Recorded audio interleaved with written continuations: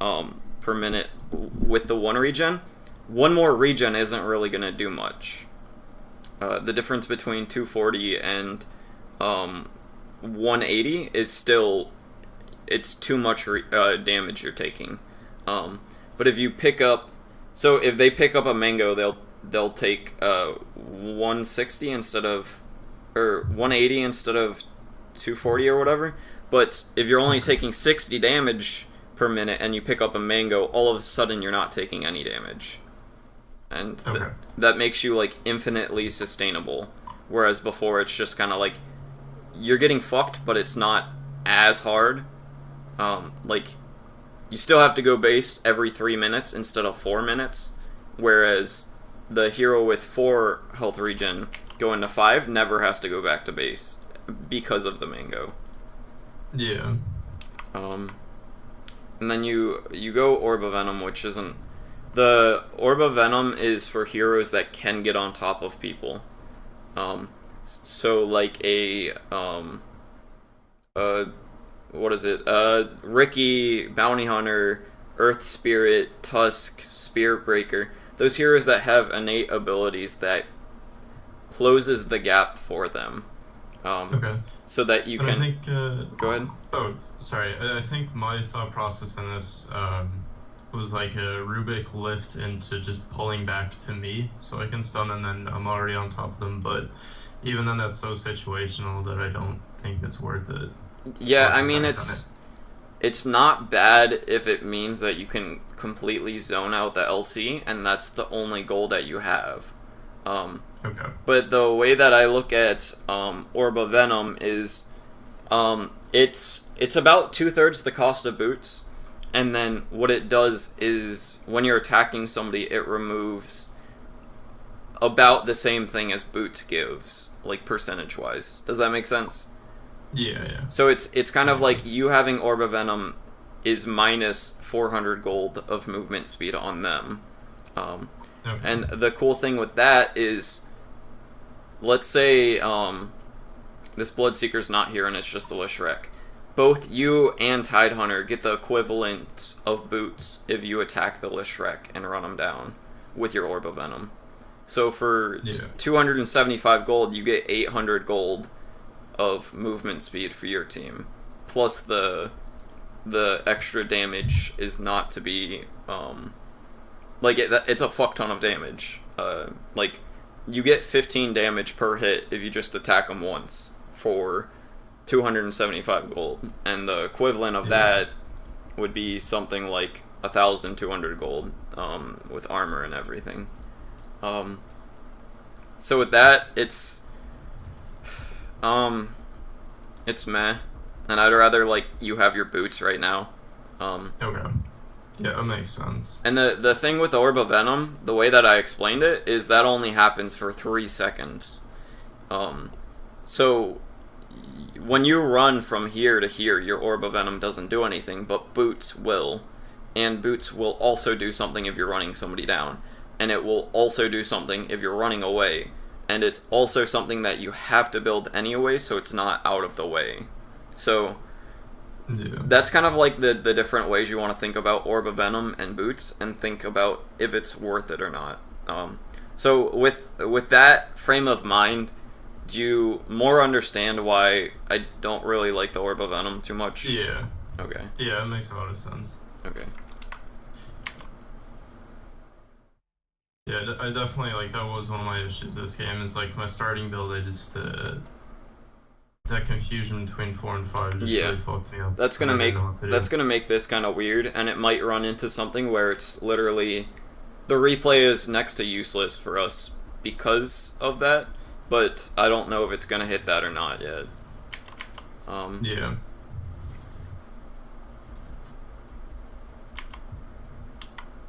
And the thing with ganking mid as a position 4 is you have to look at the creep wave. Like, no matter what roamer you are, except for, like, kind of Spirit Breaker, because he can just dive under tower and not care, or, like, an Ogre, but that you want to...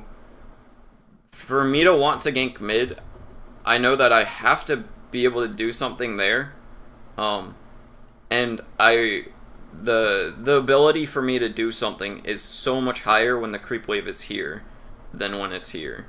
Because here, she sees you and she just walks under her tower, and if you try to gap close, you're going to be getting hit like 4 times before you get on top of her.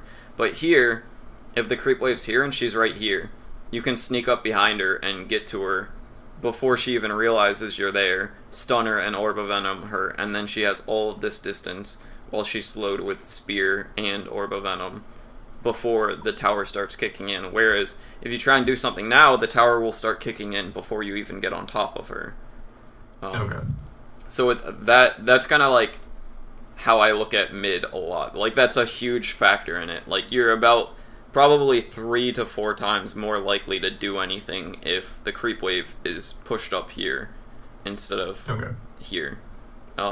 So with that in mind, when you probably made the decision to go, it's probably right.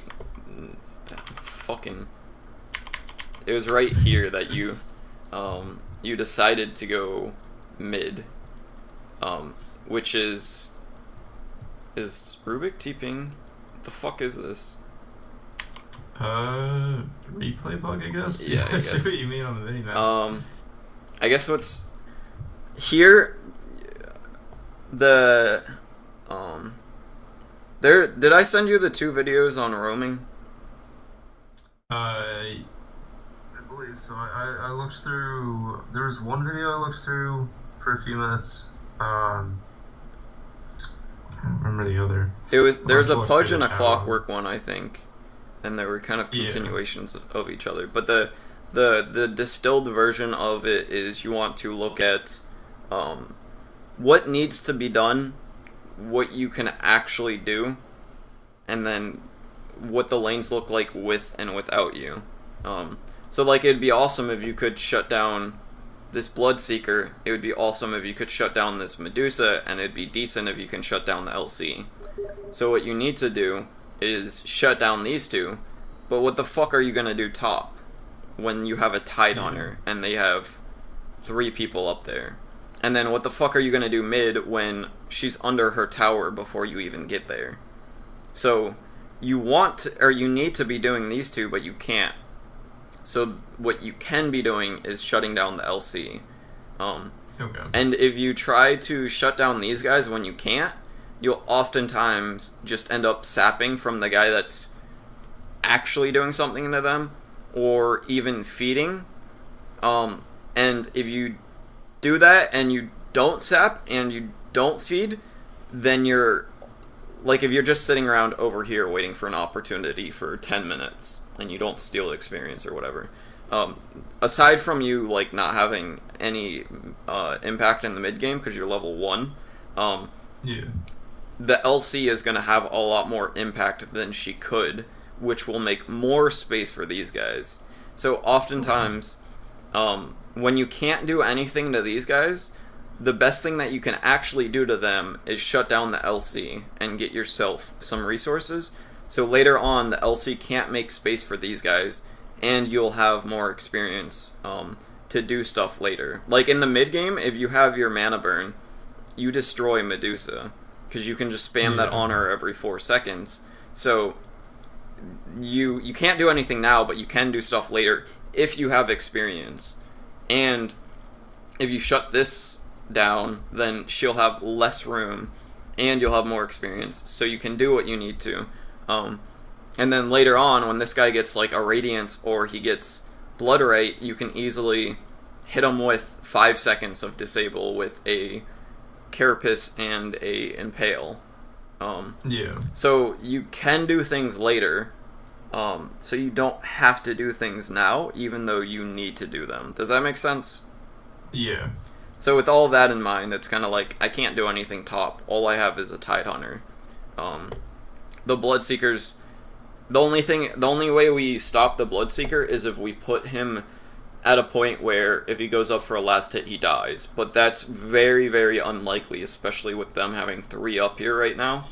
The Tide Hunter's just going to try and sustain, and the Bloodseeker's just going to sustain. So there's not too much that you can do here. And then with mid pushed, you can't really do anything there either. So your best bet again is bottom. Do you have any questions on any of that, or do you want me to go more in depth in any of that? No, I understand that, and that's a big problem, because like when I was looking at this, like the problem I have with position 4 right now, like I mean like because I just hit 3k MMR, so it's still really low. Yeah. Is that people still can't control lane equilibrium. So like every time I look for ganking mid, it's pushed, and then off lane is, I mean, it's fucked this patch. So like I oftentimes get into the situation of like not knowing what to do. Well, it's kind of like just zoning the offlaner. Zoning the offlaner is pretty good, and it's not so much that like it being up here means that the PL can't control the lane. It's just that fucking happens sometimes, and it's not your job to look at the PL and think that he can't control the lane. It's your job to identify when the lane is going to be pushed soon. Like right now, the lane's going to be pushed in their end. So you coming here is not going to do anything. So usually, a lot of games boil down to you can do stuff to the offlaner, but you don't need to. And you want to / need to do stuff to the mid and the safe lane, but the safe lane you oftentimes can't. And the mid time you sometimes can. So a lot of the times you'll be sitting bottom, try and kill this guy, and then walk towards mid in hopes that the lane's going to push out, waiting for this guy to spawn. And if the lane doesn't get pushed out, then you just go back bottom and keep fucking with this guy over and over and over until you're strong enough to do something elsewhere, or the enemy supports rotate to help this guy, leaving somewhere else on the map vulnerable. Yeah. Okay.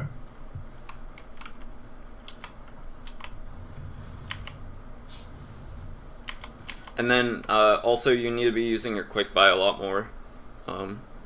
You want that filled out completely. You can use 8 slots of it if you control shift click items. And my thing with stick is it's something that I like to buy out when I'm dying, as opposed to going for early as a position 4. Because by now you could almost have your boots. You'd be 100 gold away from your boots. Actually, you would be, I think. 100 gold away from your boots. And your boots are going to do a lot more than your wand. And also, if you die after purchasing boots, you'll be able to at least buy out branches. But if you die after buying your wand, you're not going to be able to buy out components of your boots. And the thing with wand as a position 4 is it's good in games that aren't going good, because it's one of the most efficient items in the game. For the gold and the value, but the problem with it is if you're ahead, you don't really need more health too often, but if you're behind, a little bit of health can do a lot. And when you're behind, you can buy out the parts of the wand because you're dying usually, whereas if you're ahead, you don't really need to do that. And then the main thing is, when you're behind, you're not going to run into the problem of your slots filling up and you having to get rid of it at 20-25 minutes. So you can keep it 40 minutes into the game if the game's going bad, whereas if the game's going good, you might only have it for 15 minutes after you make it.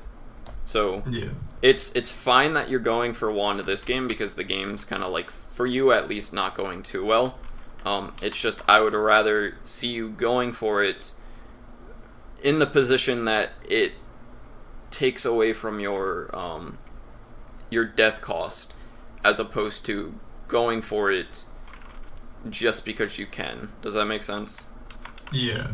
No, I understand that, and that's because I used to play Earthsphere quite a bit, and I'd always see like in the guides like wand being recommended, but I never really known to buy it type thing. Yeah, it's good a lot of the times, and more for laners this is concerning, but it goes back to the 1.5 health regen on a hero with 4 health regen as opposed to 1. And a good example of who I think Wand is really good on most games is PL, because he has pretty decent basic health regen, and he doesn't build sustain, so Wand allows him to like jungle, because he just needs a little bit more health regen.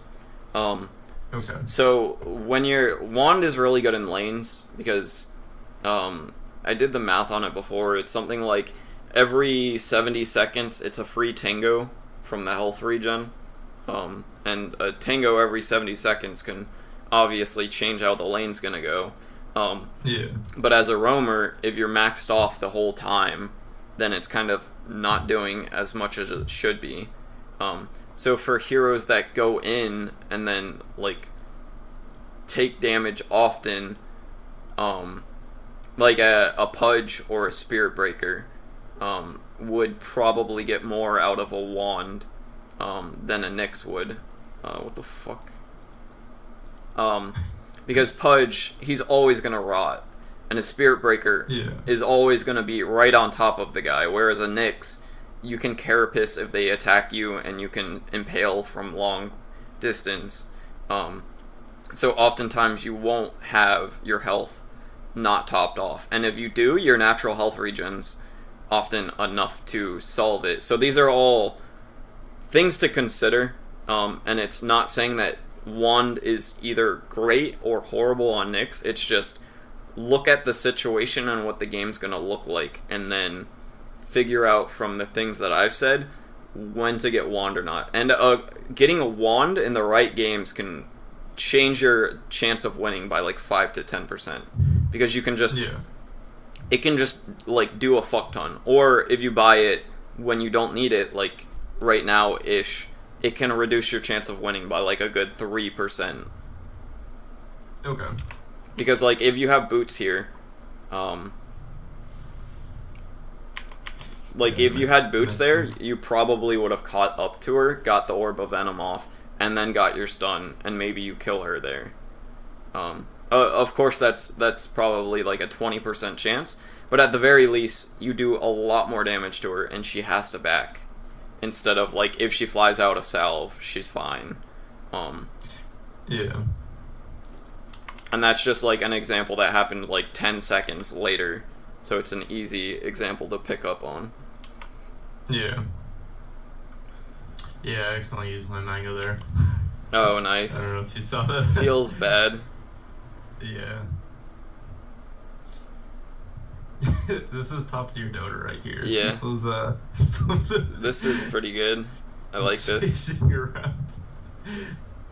Your Sven probably lost more gold than he got from that missing creeps. Yeah. That's what another thing I've got annoyed at as well. Like whenever I try to harass someone, the carry loves to try come up and harass the person. Oh, yeah. And it's hard to tell them just to go for CS instead of like a kill, because like I don't know. I guess the only fix for that would be like, I guess, being more pokey with your harass, where you attack them once and then run away. But that's kind of like, it's not optimal, and it's not something that you really want to be focusing on, because eventually your carries are going to be good enough to know when they should or should not.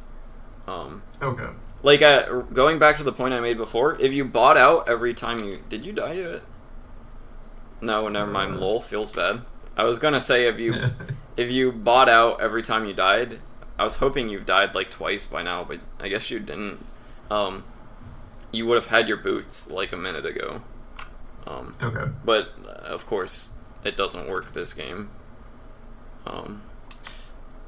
Also, when you're when you're sitting on tangos and it's been a long time, like, you should just be throwing your Sven some, because you're probably not going to need them, and Sven having an extra 150 health can mean the difference between living and dying. And even if that's like a 3% chance, and you like basically the way that I look at things like that are, if this increases, or if this if he's 3% more likely to die, Yeah.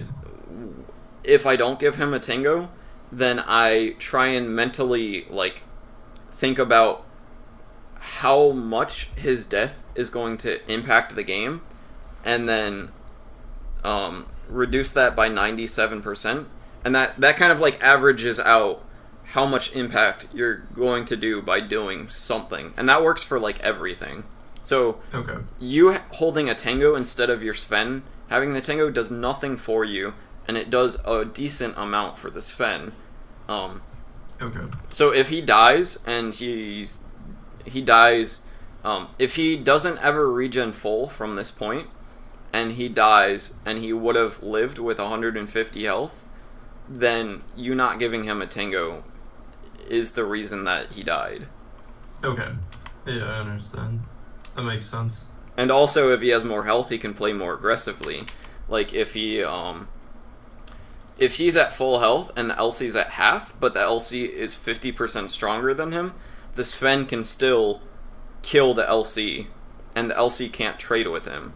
So if his health also puts him at a threshold where he can do something like that, your Tango can mean your Sven got a kill too. So let's say there's a 2% chance you giving him a Tango gets him a kill, and then how much does a kill actually do for the game, and then reduce that by 98%, and then that's also going into what you giving one Tango to your Sven actually does on the game. And that's kind of like, what else are you going to do with your Tango? You sharing your Tango could be a 0.3% increase on your win rate in this game. And if you do that for all of your games over the course of 1,000 games, that's like 3 games that you won that you should have lost, which is 150 MMR that you shouldn't, or 150 MMR you gained over the course of 1,000 games. Which is only like 500 hours of Dota, which is, depending on how much you've played, it's like I've played almost 8,000 hours, and if I did something that made me 0.3% more likely to win the game every single time, that would be like 1,000 MMR. Yeah, I gotcha. So don't underestimate. Like little changes. Yeah. If you can increase your one thing to also keep in mind is, like, sometimes when people get coaching or they watch a video or they try out something new, they expect to win all of their games, or like win a lot of games in the next few games or whatever. But it's kind of like, if I can coach you and increase your win rate by 2%, that is like astronomical. Because if you go from a 51% win rate to a 53% win rate, you're going to be growing 3 times faster. Yeah. Actually, my win rate has gone up considerably much. Yeah, you just fucking won like 10 out of your last 12 games, of course. I think, like in the past month and a half, 2 months, I've gained about 800 MMR. So, like, I'm gaining 100 MMR a week, which is a lot for playing 2 to 3 games a day usually. Yeah. It's really good. But yeah, like definitely on like roaming with like Night Stalker is, holy shit, man, he is my favorite. Night Stalker and Clockwork are the only position 4s that I think you can first pick every game. Yeah. Because like if you pick a Pudge or a Spirit Breaker and then they just pick what was it? If you pick something that relies on early game impact and then you just can't because they have like Quap, AM, Puck, and all this shit, like, yeah, you can hook him, but he's just gonna get away, and then you're gonna be useless for 10 minutes, and then if you're useless for 10 minutes, you're useless for the rest of the game. But Clockwork and Night Stalker, even if you don't do anything for the first 10 minutes, you can still have impact, and even if you can't gank somebody, like even if they are an AM, Quap, and Puck, or Mirana or whatever, at 4 minutes in the game, Night Stalker has a silence, which counters all of that. And Clockwork has cogs, so he can, at the very least, always pull back lanes and make it safer for the offlaner. And if you can pull back the lane to, here, that means your offlaner gets last hits, and if you're an offlaner, you'll usually be fine with trading half of your experience for the ability to get last hits. So as a clockwork, you can just kind of sap the experience while still contributing and getting your offlaner last hits while contesting the safe laner a little bit. So those are the two heroes that are kind of like, no matter what happens, they can't be completely fucked. Yeah.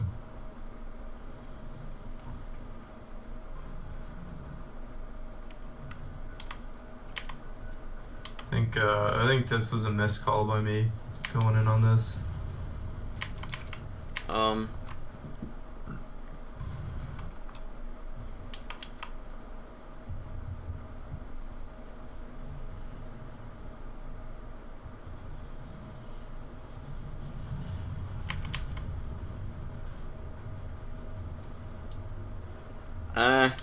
If only you die, I don't hate it at all.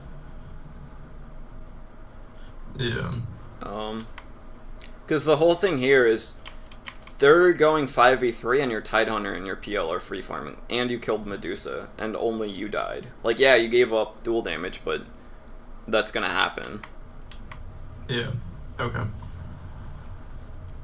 And then your Sven goes back in when he shouldn't, and your Tide goes back in. So I don't hate it. It's not the worst. Yeah. I think it's kind of like you had a smoke and it was just impatience, kind of. Okay. And that's usually something that happens. Like if you buy a sentry at the start of the game, you're usually gonna end up just fucking like throwing it down in a spot that has like a 5% chance of having a ward. So it's kind of like you just have to work on patience a little bit. Yeah.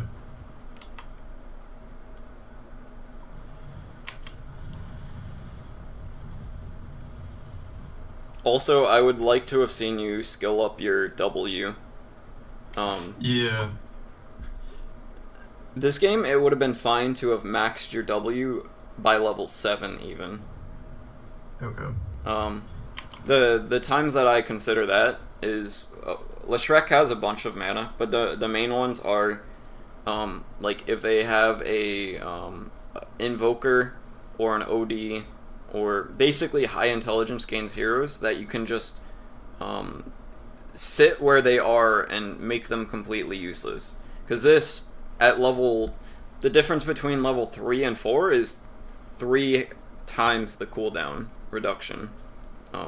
So you can just fucking spam that over and over and over and over and over when there's games where it's good. Because, like, if you can throw 2 mana burns on the Medusa, that's like, each of your mana burns, it depends on how late the game is, but it's going to be doing a fuck ton because every mana that she has is like, I forgot what the formula was.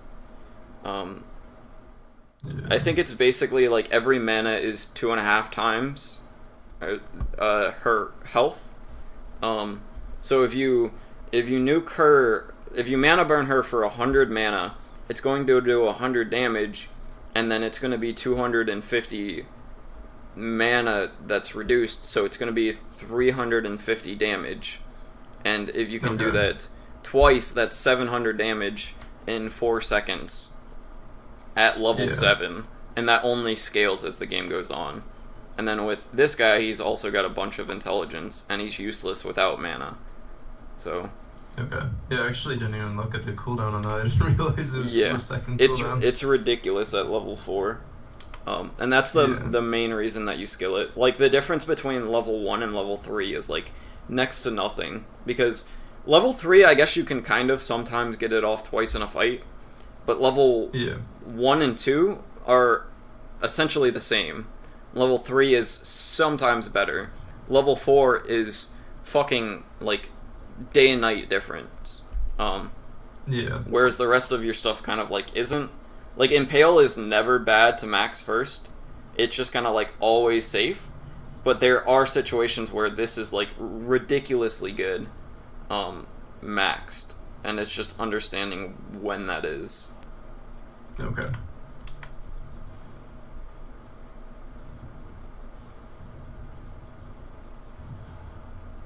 Lol.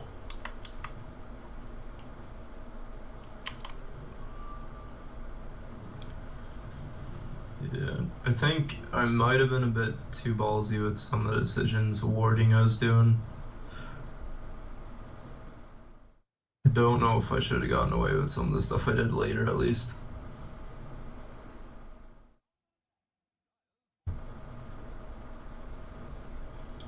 And this one, yeah, I don't know if that was, actually, never mind. I was about to say, I thought they were chasing me there, so I went into the forest. No, what you did was fine. Okay. I don't know if there's any alternative that I should have done. I would have waited for the invis and then ran out without using your ult and then saving it for when you have to ult.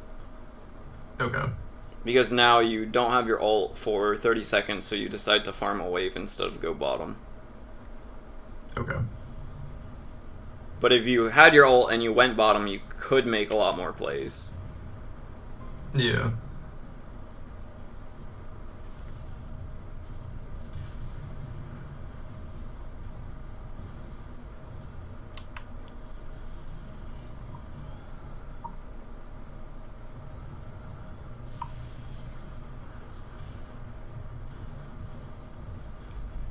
Also, Nyx's, they changed his, since I played him, they gave him the GPM talent. I was gonna say you used to want to skip your talent, but with the GPM talent, it's fine. Okay. Yeah, I didn't know, I think the guide I had on said the spell amp, but I just felt 60 gold a minute would have been nice. I don't know if that was the right call at all or not. I think it's just game dependent. If you're behind, gold is usually better. Okay. And because you don't have the spell amp or the mana break maxed yet, it's better to go the gold. Okay.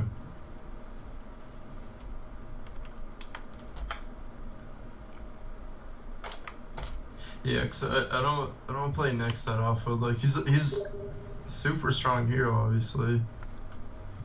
At times, but yeah, he's fucking amazing sometimes. Like he has, if they have AoE, you have over 5 seconds of unavoidable stuns because you can just like carapace the Medusa. Like you shit on a lot of heroes. Invoker, OD, Medusa, I guess Morphling too. Anyone with a Radiance, Ember Spirit. Like, a lot of heroes you just kind of dick on. Because, okay. Like, OD, if he imprisons anything, you can sit on that, wait for it to go off while you're invis, and press Carapace, because Carapace doesn't break your ult. Oh, yeah.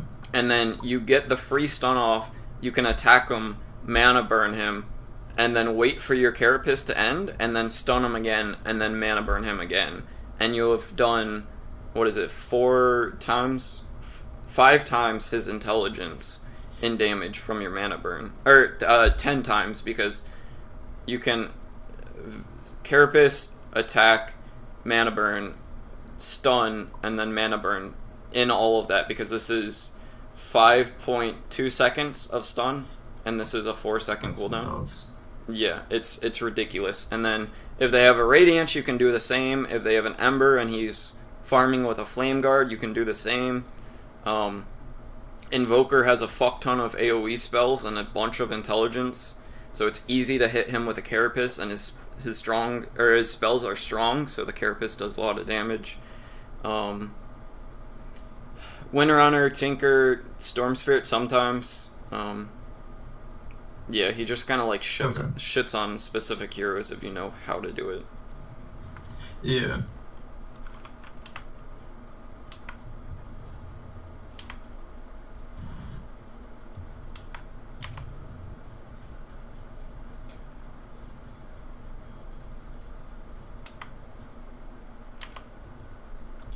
I don't like that you're going Spirit Vessel. You don't? No. I think what I'd rather see is you get like an Aether Lens. Okay. And then I also I really like breaking the Aether Lens and then going Tranquils. Because then when you're Vendetta, you're like max movement speed. Oh, I didn't even think about that, yeah. Yeah, and it's like mana, it solves all your health problems too, and you don't attack a lot with this guy. So Tranquils fits him really well, but he does need the mana pool and the mana from Arcane Boots. So he's one of the few heroes that I would actually go back for Tranquils at like 20-25 minutes. Because for 500 gold, you can get the same movement speed as Travels, essentially. Plus it solves your health problems. So it's really good for just scouting out, staying active. It allows you to go in more, because if you start a fight at 80% health, whereas you would have had 100 from Tranquils, Tranquils just gave you 20% more health, or 25%.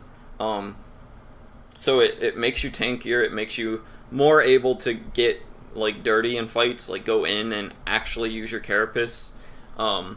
It allows you to run around a lot faster. Of course, Travels would be more gold efficient, but like when you have Blink and you have Aether Lens and you have you go for Tranquils next, there's still other items that you really want, like an Ags next, and you'd rather use the 1500 extra gold to get your Ags than to just be able to TP anywhere. So I really like Tranquils on this guy. And then the Spirit Vessel is good against the Bloodseeker, but and it's kind of good against the LC. The only thing is she can dispel it, but the main thing is if you go for the Aether Lens, it makes Aether Lens goes really well with your Ags, but on top of that, it makes it so you can keep your mana burn on the 4-second cooldown more often, because like right here you'd be able to mana burn the Medusa, whereas without it you'd have to be right here. So it's a lot more often people are going to be in the range for mana burn right when it comes off of cooldown. So Aether Lens might let you get 4 mana burns off in a fight instead of just 2. Okay. And you already have the components, or it's only 1350 extra or 1450 extra when you break your mana boots. And then also for 500 more gold, you get max movement speed with your ult. Yeah. Right. Yeah, I didn't think about that Tranquils build. I remember I saw at least what's that, like a few Nexus build Tranquils before, but I never knew why. So I guess the Aether build into Tranquils makes sense. Yeah, and sometimes when I used to do that, I think it was before what was it? You can also get a Soul Ring with that too, which means you have infinite mana if you feel like you need it. I think Urn might be enough though, and if Urn can solve your mana problems, it's much better than Soul Ring. Yeah. Because you can do a lot more with it. Like, you can stop this hero's blink while also being able to recover after team fights. And you don't want this guy getting speed, so let's say the Tide has to back right now, and this Bloodseeker's not dead. You can earn your Tidehunter to effectively slow the Bloodseeker, and it's just, you can do so many more things with it than Soul Ring. Yeah.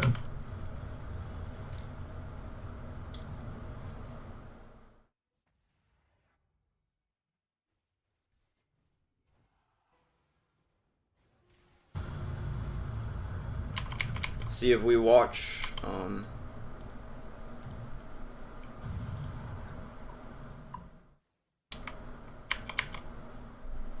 you do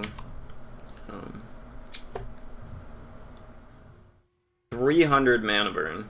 Holy shit. Which is 300 damage, and then it's 2.5 times that in her shield not blocking. So yeah, what is that? That's 750.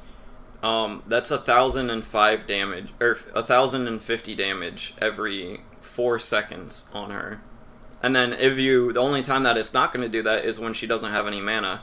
And when she doesn't have any mana, you already fucking won the fight. Yeah. And then you can also just switch to the Leshrac, who will be getting hit for, what is that, 60, 70 times 5, 350 mana burn every time. Yeah. So you hit him with that twice. You can solo the Leshrac. 2 of your mana burns is basically dropping him down to like 300 health anyways. So you can like stun, mana burn, and then, or you can mana burn, stun, and then mana burn again when he's running away, and he's just kind of like dead. And Aether Lens, the range on mana burn is not the greatest. Like, for a spell, it's pretty short, and the Aether Lens just makes it so it's like, it goes from like a low to mid range cast to a long range cast. Okay. Yeah. Yeah, Aether Lens would have been real nice against Medusa. Looking back at it, at least in future games, they'll know that. Yeah, it's just kind of like games where your mana burn is good. Aether Lens is also really good, and then even sometimes where your mana burn isn't the greatest, it's still really good. Yeah. Because the longer range on your stun is never going to be bad. Alright, so this game's kind of over. Yeah. Do you have any questions or anything? No, I mean, that definitely clears up, like, the next build and everything. Like, definitely at the start of the game, I didn't know what to do again. Yeah, that was kind of weird. I'm happy that the replay wasn't, like, screwed because of it, though. Like, there was still enough to talk about after it. Yeah. No, that definitely clears it up. Like, I'm definitely learning a lot through roaming. Yeah, roaming's awesome. Honestly. It's the only role that doesn't have like a clear-cut thing, so you can be very when you figure out the rules of it, you can be very like creative with it. Yeah. Like the reason that I like it is because I can make the enemy's game as hard as possible, and that's like my job. I can like be a bully basically, and like make people as sad as possible, and I'm playing the game perfectly when I'm doing it. Like that's exactly what I should be doing. And no other position can do that, except for like very rare cases position 5 can do that to the offlaner. Yeah. And then you could have also, if you went Tranquils, you could have had the 325 health, and that means that if there's any fight that you enter that you're 20% not, like, if you're missing 20% of your health and you go into a fight, which would make you 20% of, that's about 360, so you would be losing around 700 health, if you go into a fight missing 80% by not having the Tranquils, because you would have been full health with Tranquils, and you wouldn't need the movement speed, so you could go the 325 health. Yeah. Which 700 fucking health is a lot. Yeah. And then the impale damage is fine. I think it's either of them's about equal here. If they have like an invoker or something, it's sometimes better to go for the Carapace, or if they have like a PA and her dagger's obvious or some shit. Oh yeah. I haven't played this guy at level 25 yet. That's some fucking goon shit. Vendetta unobstructed pathing. And then I think the agility is good if you get like an E-blade, because then you can just blow people up.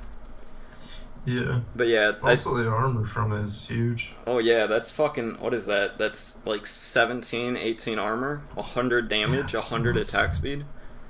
You can just fucking destroy towers. But yeah, so any final questions or anything?